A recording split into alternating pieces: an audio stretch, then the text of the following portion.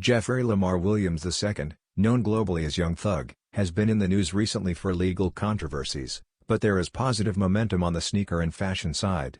His streetwear label SP5DER is reportedly collaborating with Adidas on a Superstar release. Founded in 2019, SP5DER has quickly become influential in youth culture, thanks to bold graphics and distressed designs that stand out in modern street fashion. While official images have not been revealed, early reports suggest the Superstar will reflect signature SP5DER styling. Young Thug's connection with Adidas is not new.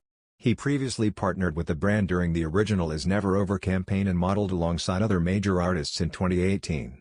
He was also seen wearing Superstars in a recent music video. If finalized, the drop is expected to include SP5DER branded apparel.